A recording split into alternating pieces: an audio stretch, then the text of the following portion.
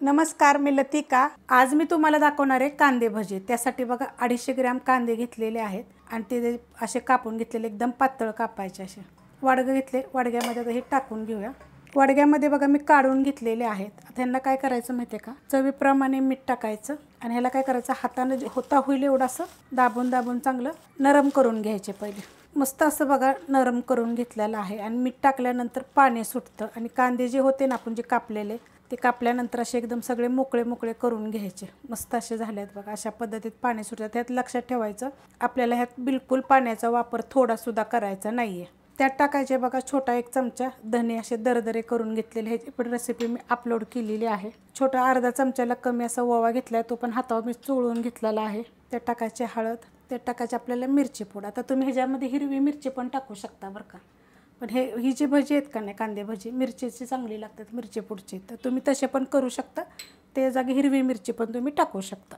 त्यात टाकणार आता मी कोथिंबीर। त्यात टाकायचे आपल्याला 1 चमचा फक्त तांदळाचं पीठ।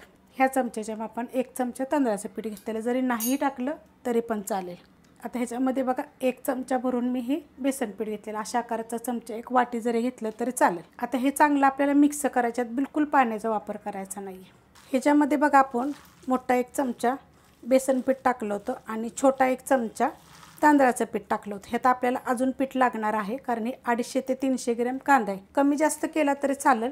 आता ह्याच्यामध्ये काय करणार आहे माहिती आहे का, अजून 1 चमचा मी चण्याच्या डाळीचं पीठ टाकणार आहे। आता हे मिक्स करून घेणार आहे। मिक्स करताना हे कधी पण असं दाबून दाबूनच मिक्स करायचं बरं का, बिलकुल पाणी नाही लागलं पाहिजे ह्याला। पाणी खूप सुटतं बरं का, जसं आपण टाकल का नाही तसं पाणी सुटतं बघा। मस्त असं बघा मी मिक्स करून घेतलेलं आहे। एकूण आपल्याला 2 चमचे मोठ्या आकाराचे तेवढ्या कांद्यासाठी पीठ लागलेलं आहे। फक्त आपण 1 चमचा ह्याच्यामध्ये टाकलं होतं तांदळाचं पीठ। तांदळाचं पीठ जरा जास्त टाकलं तरी चालेल, नाही टाकलं तरी पण चालेल।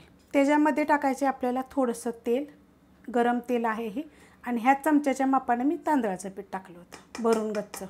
आता हे मिक्स करून घेते, बनवायला घेऊया। आता ह्याच्यामध्ये बघा अजून थोडंसं पीठ जाईल आणि ह्याला काय करायचं, कालवलं की लगेच बनवायला घ्यायचं।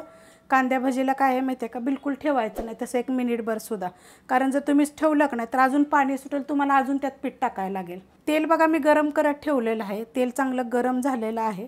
खूप साऱ्या भजींच्या रेसिपीज सांगितलेल्या आहे, कधी पण मिडियम गॅसवर ठेवायचं आणि चांगलं गरम होऊन द्यायचं। असं धूर निघस्तवर गरम होऊन द्यायचं नाही, नाहीतर काय होतं वरून काळे होतील, आतून तसेच राहतील। अशा पद्धतीत टाकायचं। आणि ही जी भजी आहे ना, तुम्ही जशी बाहेर बनवलेलं खातो का ना आपण गाडीवर वगैरे, तशा पद्धतीत लागणार। चांगलं कांद्याला पाणी सुटस्तवर तुम्ही त्याला चांगलं मिक्स करा आणि त्याच्यानंतर तुम्ही बेसन पीठ टाका आणि कालवा। ह्यात तुम्हाला सांगितलं, आता मी लाल मिरची पावडर टाकली, तुम्ही हिरवी जरी टाकली मिरची तरी पण चालू शकते। आणि आता हे काय करणार, एवढीच मी टाकून घेणार आहे, कारण की आपली जी कढई आहे ना ही छोटी आहे आणि एवढेच फ्राय करून घ्यायचं गोल्डन कलरवर। हलवून घेऊया। गॅस बघा आता फास्ट केला तरी चालेल, फास्ट गॅसवर जरी तुम्ही फ्राय केले तरी चालतील। एकसारखं आपल्याला कसं पहिलेच फक्त जास्त कडक गरम धूर निघस्तवर करू नका, म्हणजे छान होतात एकदम, बिलकुल नरम होत नाहीत, कुरकुरीत एकदम कडक असे होतात। आता हे चांगले आपण गोल्डन कलरवर फ्राय करूया। मस्त बघा कलर आलेला आहे, असा गोल्डन कलर आला पाहिजे। अजून एक गोष्ट तुम्हाला सांगते, जेव्हा आपण कांदे भजी, खेकडा भजी, आता ह्याला खेकडा भजी पण तुम्ही म्हणू शकता, कांदा भजी पण तुम्ही म्हणू शकता, जेव्हा असे बनवतो ना त्यासाठी कांदा जेवढा होईल एवढा पातळ आपल्याला कापायचा आहे, थोडा पण जाड नाही कापायचा। तर हे असे बघा किती छान असे झालेले आहेत। आता ह्याच्यामध्ये टाकणार आहे मी हिरवी मिरची। आता ही जी अशी खेकडा भजी, कांदे भजी जर असले की नाही तर त्याच्याबरोबर मिरची जरूर असावी।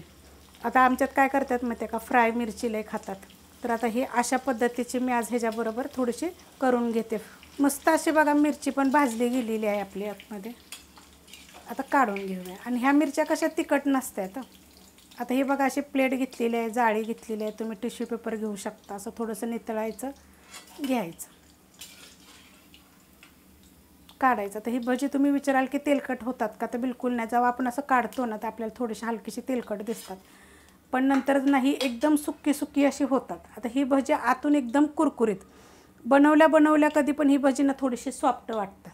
थोडी थंड झाली की नाही की एकदम कडक कुरकुरीत होतात। आणि जर तुम्ही तांदळाचं पीठ जर टाकलं तर अजून कुरकुरीत, हे बघा आतपर्यंत एकदम मस्त अशी होतात आणि चवीला पण इतकी छान लागतात का नाही। फक्त तुम्ही सांगितले मी मिरची पुढच्या जागी तुम्ही हिरवी मिरची जरी टाकली तर चालेल। आता अशा पद्धतीनं मी बाकीचे करून घेते। रेसिपी आवडली तर लाईक करा, सबस्क्राईब करा, कमेंट करा आणि शेअर बी करा।